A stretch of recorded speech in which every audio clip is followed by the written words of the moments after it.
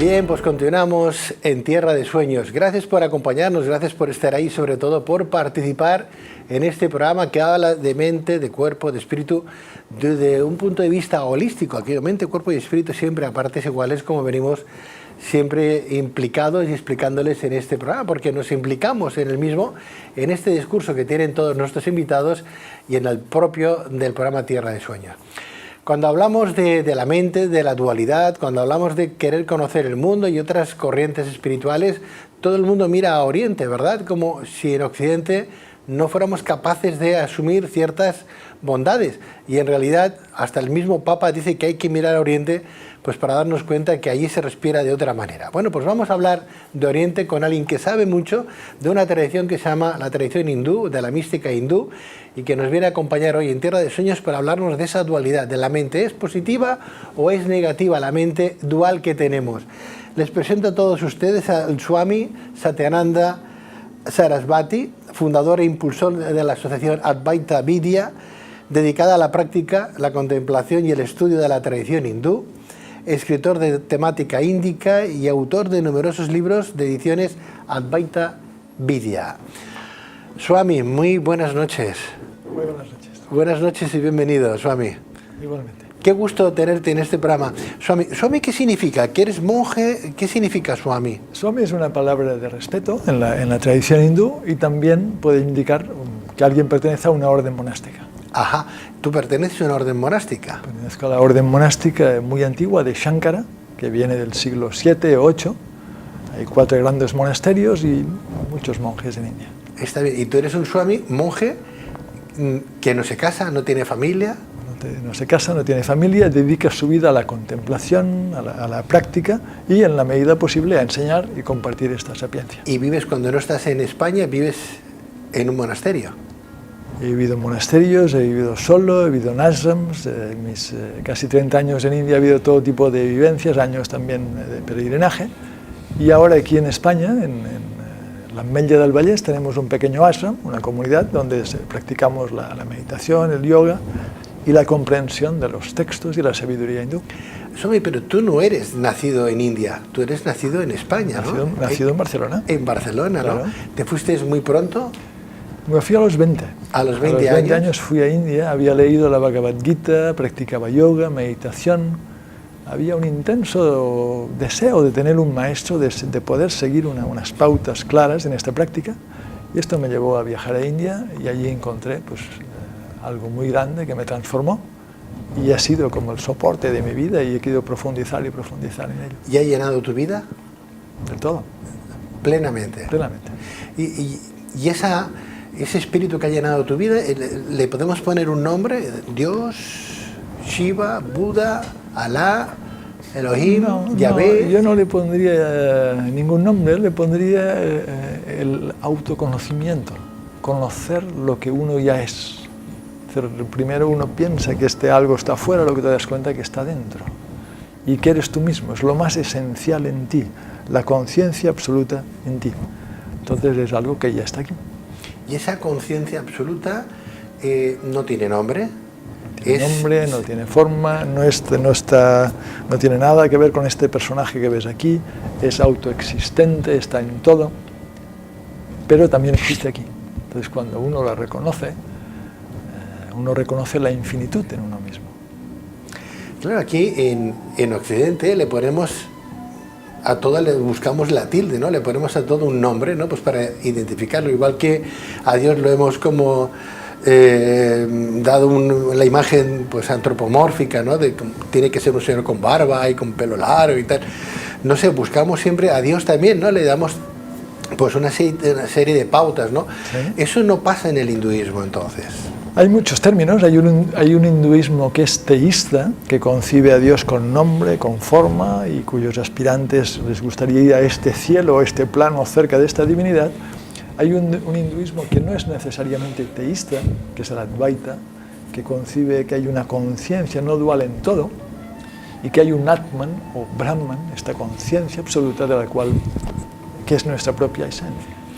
Swami, decíamos al inicio que a veces los europeos, los occidentales, nos miramos a Oriente queriendo buscar la panacea a nuestras inquietudes, ¿no? Que, como diría Thich Nhat Hanh, Premio Nobel de la Paz, no hace falta ir para meditar, irse tan lejos, uno puede meditar, no sé, comiéndose una galleta, ¿verdad?, en un momento determinado. Pero, claro, si hablamos de la mente, de la dualidad de la mente nuestra es una amiga o es una enemiga. La mente puede ser amiga, la mente puede ser enemiga. Si alguien es feliz en sí mismo es porque tiene una mente calmada, con contentamiento, con luminosidad.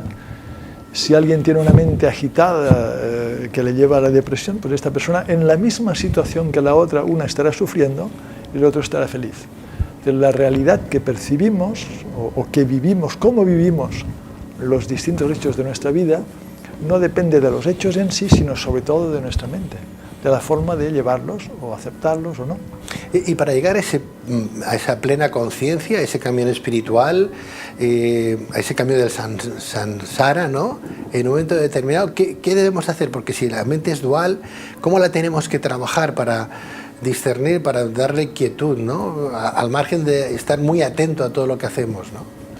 La mente, el shivaísmo dice que la mente, cuando observamos profundamente, no es sino una pulsación de la conciencia. Esto sería la mente en su estado más luminoso. En esta pulsación de la conciencia aparecen distintos vrittis o pensamientos con los cuales el ser humano se apega. Si hay un pensamiento de tristeza en la mente y yo me considero triste, sufro esta tristeza. Pero si sé permanecer en la conciencia y observar el baile de los distintos vrittis en la mente como algo que es no yo, entonces estoy separado de la mente, no sufro los distintos estados de la mente. La mente es cambio. Lo que es, lo real, es no cambio.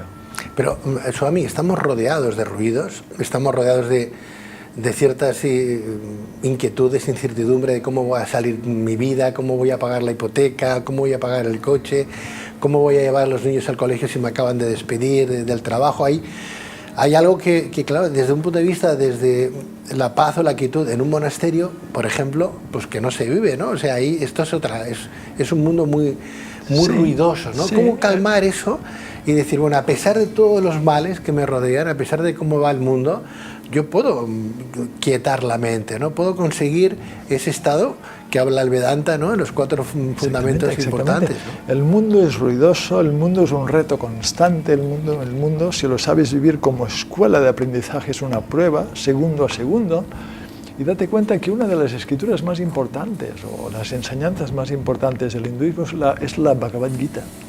Es un diálogo entre Krishna y Arjuna que tiene lugar en un campo de batalla. Arjuna es un guerrero, tiene que luchar para que la justicia no decaiga ante unos señores que serían opresores y abusivos. En este campo de batalla, Krishna le enseña a ser capaz de llevar a cabo su acción, pero desde el desapego de sus movimientos de la mente. Pero el camino espiritual no es solo para los que viven apartados, es sobre todo para los que vivimos en el mundo, para los que vivimos en el aparente conflicto. Cuando la mente está calmada, este conflicto en gran parte desaparece.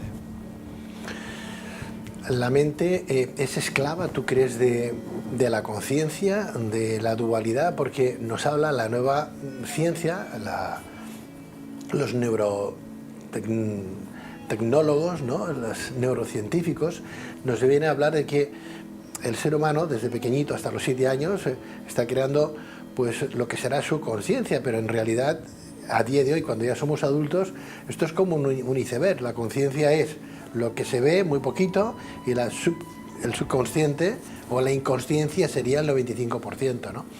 ¿Esa mente es esclava de esta conciencia o es esclava de la subconsciencia? No sé si la palabra esclava es la que mejor podríamos usar, pero hay una parte que es la mente consciente, que somos conscientes de ella, pero hay una gran parte que el hinduismo describe como samskaras o vasanas, que son impresiones pasadas, de las cuales no eres consciente, pero que determinan en gran manera cómo tú vas a actuar y reaccionar ante distintas situaciones. Entonces, en el proceso meditativo uno va descubriendo esta parte menos conocida de la mente. Pero esto tampoco es la meta. Más allá de la parte conocida más allá de la parte no tan conocida, lo que queremos llegar es al gran silencio, que es como la pantalla sobre la cual se proyectan los movimientos mentales. Y en esta pantalla solo hay paz. Y esta pantalla está aquí. Es solo reconocerla. O sea que a través de una buena meditación, por ejemplo, Swami, uno puede sacar a flote canales de la memoria, ese subconsciente que nos ha limitado en un momento determinado, ideas y pensamientos que han estado ahí guardados pero que no nos han ayudado a evolucionar. A través de una buena meditación, por ejemplo, desde un punto de vista yógico, uno puede canalizar y cambiar su vida, co-crear su vida nuevamente. A través de un proceso meditativo bien hecho y bien guiado, uno iría descubriendo esta parte no consciente de la mente para llegar finalmente a estados de más y más quietud, donde uno entra en la no mente, en el gran silencio que siempre está en mí. Le decía el gran maestro al discípulo cuando le preguntaba: maestro, ¿cómo puedo llegar a ser como es usted, ¿no? Un gran maestro de sabiduría? Y decía: siempre tienes que tener atención en la vida, prestar atención a todo lo que hagas, ¿no? Ya, pero maestro, yo quiero ser mucho más, ¿no? Dice: pues atención y atención. Y a la tercera pregunta le decía: pero maestro, me dice usted atención, atención, atención, atención y mucha más atención, o sea, cosa que no estás prestando, ¿no? O sea, que con la atención, simplemente con una buena observación, Swami, siendo conscientes del aquí y el ahora, no del pasado. Agua pasada no mueve molinos, sino viviendo el presente, nosotros podemos llegar a cambiar. Esto sería una pauta muy poderosa, vivir en presencia. Vivir en presencia es no estar en las especulaciones o imaginaciones del futuro, o estar, como muchas mentes están, en el recuerdo y la pena del pasado. Como dicen los maestros Zen, cuando como, cuando camino, cuando hablo.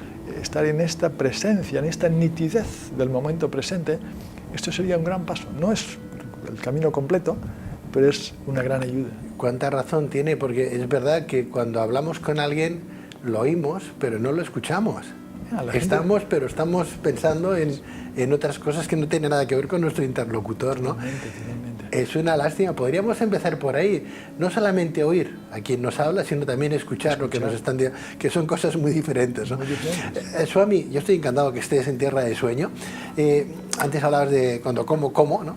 La comida creo que tiene que ver muchísimo, ¿no? Para esa quietud mental, ¿no? Para llegar a ese conocimiento, ¿o no? En todos los caminos tradicionales, cuando uno quiere empezar un camino o producir un cambio, lo primero que cambia es su alimento, o lo primero que observa es su alimento. En el hinduismo se da gran importancia que el alimento que ingieras no conlleve violencia. Entonces, la palabra ahimsa o no violencia está muy presente en el alimento. Que el alimento sea conductivo a la meditación, entonces no comer esta violencia es no matar animales muertos, no tener que matar para comer, cuando hay tantos otros alimentos que podemos comer y alimentarnos bien. Los textos yoicos hablan de esta no violencia en la comida, y también porque sería un alimento más propicio para la contemplación, una ayuda para la contemplación. Esto lo vemos ya en los antiguos pitagóricos, órficos, antiquísimas escuelas en Grecia, que ya decían que nunca comas alimentos de seres muertos que han sido muertos por la violencia. Oh, pero es que esto es lo que comemos casi todos los días. Es igual, sea grande o pequeño, 4 patas, 2 patas, es lo que comemos. Comemos animales muertos que se han matado, los han puesto en una bandeja, dura 3 días en la bandeja y cuando no se han consumido lo tiramos, y así vamos, que tiramos millones de toneladas en el mundo de alimento que no consumimos. Sí, un primer paso en esta vida más consciente y más holística en relación al mundo que me rodea es tomar este paso. Hay millones y millones de personas en este mundo que no comemos animales y estamos felices y en buena salud. ¿Qué tipo de adiestramiento deberíamos de practicar día tras día para aquietar la mente y volvernos un poquito más lúcidos? La meditación sería una práctica. El hecho de sentarme un par de veces al día, 15, 20, lo hago cuando uno se va entrando una hora, concentrarse en la respiración, o si ha recibido un mantra o alguna iniciación meditativa, y ir hacia esta observación profunda del espacio más allá del pensamiento. O, según otros textos también, ir a buscar la raíz del propio yo. ¿Qué es esta idea de yo? ¿De dónde surge este aham? Entonces, contemplar profundamente en esta vibración que genera la sensación de yo. Está claro que siempre nos han dicho que el yoga es una práctica esencial para empezar a meditar, pero no necesariamente uno tiene que estar con posturas y posiciones con asanas un poco extrañas, ¿no? No, Sino no estando en una necesariamente. silla. Aquí mismo podríamos meditar, empezar a meditar. Aquí podemos meditar. Pero, todo se ha dicho, una buena práctica de yoga, el mover el prana o la energía vital adecuadamente, más armoniosamente, hará que la mente se calme, hará que la mente esté más en contentamiento y más calmada. El yoga físico, sería una buena preparación para la meditación. Swami, estamos en televisión, mucha gente te está viendo, más te verá después, ya no solamente aquí, sino en el extranjero. A mí me gustaría que nos hicieras algún tipo de práctica, por ejemplo, de meditación, si pudiera ser en 1 minuto, 2 minutos, ¿no? Te enfocamos, tú nos das 4 señas o entramos en un estado de meditación, no sé, si podríamos hacer una pequeña meditación de 3, 4 minutos, algo. Podemos hacerlo, pero antes avanzar, que la meditación no es aprenda inglés en 30 días. Hay una palabra en el yoga que es abhyasa, y abhyasa significa que la práctica debe de ser larga, consecuente, con determinación, con devoción, durante largo tiempo. La meditación es para la vida, es un proceso durante muchos años. Uno va creciendo, creciendo, creciendo y descubriendo. Pero si queremos hacer una pequeña prueba de lo que puede ser unos minutos de silencio, podemos hacerlo, como tú, por ejemplo, diriges el programa. Silencio en televisión está como prohibido, es como en la radio. Está prohibido. Aquí tenemos que eso nos va bien a nosotros, que tenemos imagen, al menos tenemos la excusa de tener la imagen. En la radio sí que estaría totalmente prohibido, ¿no? Pero aquí podemos poner un poquito de música, a ver al Swami, por ejemplo, pues cómo empieza una meditación, porque mucha gente puede pensar, bueno, ¿y eso de meditar qué es exactamente? Me siento, pongo música y ala. No, tiene hay unas pautas a seguir, ¿no? ¿Qué tengo que hacer? ¿En qué me tengo que concentrar? ¿Dónde tengo que mirar, no? Sí. Pues adelante, Swami. Bien. Toda la cámara es tuya, adelante, ahí la tenemos. Lo primero, presencia, estar presente. Por supuesto, haber apagado todos los aparatos técnicos que tengo a mi alrededor. Segundo, postura. Me siento, si no estoy acostumbrado a sentarme en el suelo, en postura yógica, me siento en una silla. Y, importante, la columna recta. La columna está recta, no tensa, el cuello está erguido y mi atención va hacia mi interior. La inmovilidad es muy importante, generar la sensación de inmovilidad. En sánscrito, achala, aquello que es inamovible, que no se mueve. Junto las manos, la presencia está en el interior, intento que la mente no se proyecte en el pasado ni en el futuro, y como soporte observo la respiración, el ritmo natural de la respiración, el aire que entra en mi cuerpo y sale de mi cuerpo, y la mente igual intenta pensar algo, que mañana tengo que comprar una cosa, tengo que ver a un amigo, recluyo la mente de nuevo hacia la respiración una y otra vez y permanezco aquí. No quiero lograr nada, no quiero llegar a nada, estoy presente en observación de mí mismo, en atenta observación de lo que existe en mí detrás de los pensamientos fluctuantes.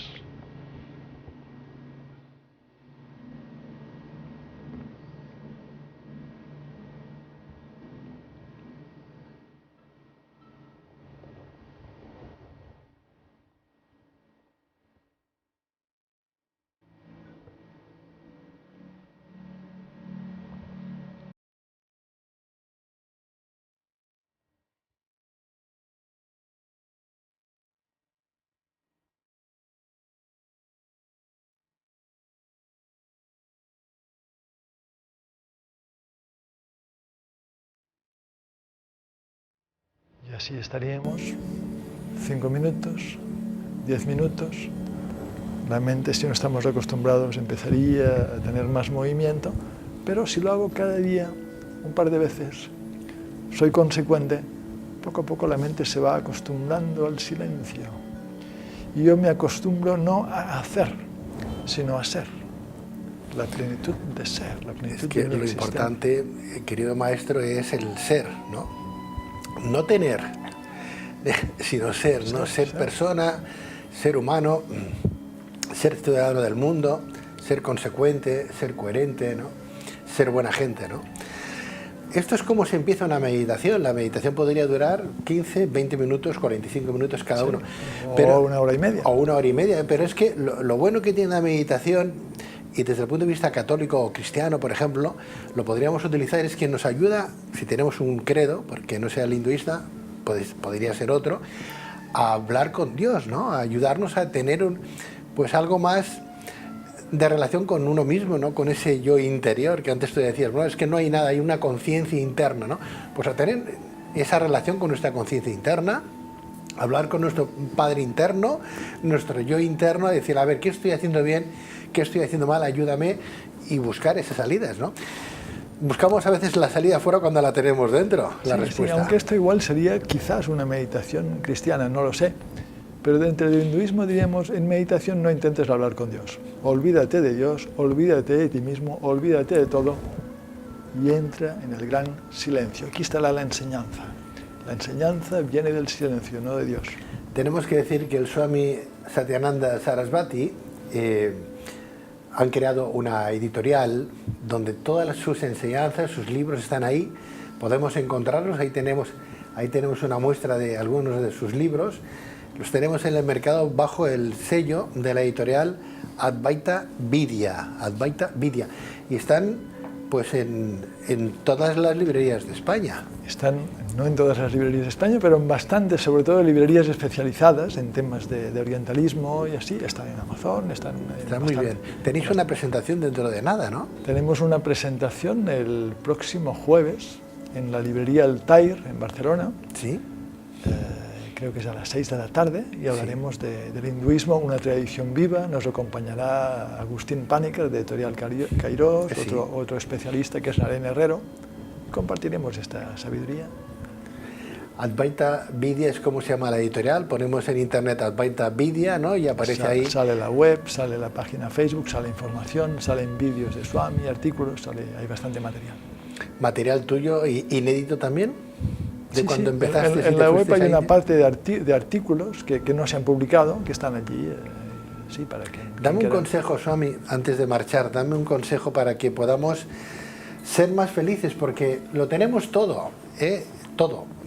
Agua caliente, agua, abrimos el grifo y sale un chorro de agua. Podemos ducharnos en casa, tenemos comida, abrimos la nevera, tenemos comida. Y en otras latitudes no tienen ni el agua en casa y los niños tienen que andar incluso hasta 8 kilómetros para buscar agua, ¿no? Y no somos conscientes del valor que eso tiene. Entonces, consejos para, ya no para quietar esa mente, sino pues para darnos cuenta de que tenemos unos valores que no podemos perder. Tenemos unos valores que no podemos perder y el consejo es, hagamos de nuestra vida algo sagrado. Hagamos que nuestra vida sea una ofrenda a algo más grande, que no sea el ego. E intentemos reconocer el orden cósmico del cual somos parte. Intentemos buscar la armonía y la excelencia en todas nuestras acciones. Sublimemos constantemente la opacidad en nosotros y vayamos hacia la luz. En la luz hay dicha, en la oscuridad solo hay sufrimiento. Swami Satyananda Sarasvati, muchísimas gracias. Pedro, a ti siempre es un honor y una felicidad estar contigo y compartir. Igualmente, ojalá pudiéramos tenerte cada semana en este programa, ¿no? Pero bueno, disfrutamos mucho de tu presencia y de tus enseñanzas. Muchas gracias. Hasta siempre. Gracias, namaste. Namaste.